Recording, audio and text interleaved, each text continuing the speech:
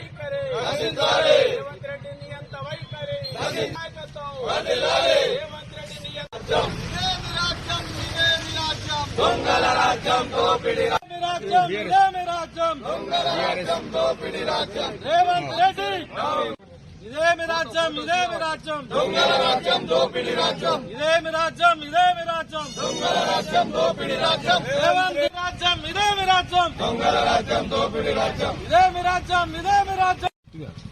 నిన్న ప్రజల పక్షాన మాట్లాడినటువంటి మా బీఆర్ఎస్ పార్టీ ఎమ్మెల్యే మాజీ మంత్రివర్యులు జగదీశ్వర్ రెడ్డిని సస్పెండ్ చేయడం జరిగింది కాంగ్రెస్ ప్రభుత్వము. ఏదైతే రేవంత్ రెడ్డి గారి ఆదేశాల మేరకే స్పీకర్ గారు సస్పెండ్ చేయడం జరిగింది.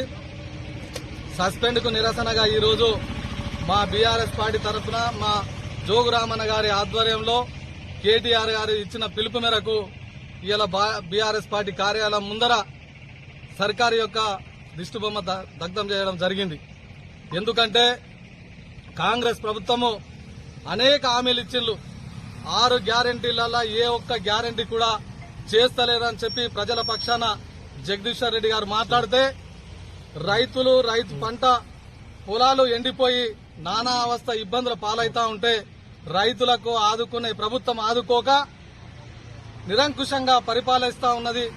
ప్రజలకు, వ్యవసాయదారులకు, రైతులకు, రైతు కూలీలకు కూడా ఇబ్బంది చేస్తా ఉన్నారు. ఏదైతే రైతు రుణమాఫీ చేస్తామని చెప్పి రైతు రుణమాఫీ కూడా చేయనటువంటి ప్రభుత్వం ఇవాళ గవర్నర్ గారితో రైతు రుణమాఫీ అయిపోయింది, కంప్లీట్ గా 100% అయిపోయిందని కూడా ప్రసంగంలో చెప్పడం జరిగింది. అంతే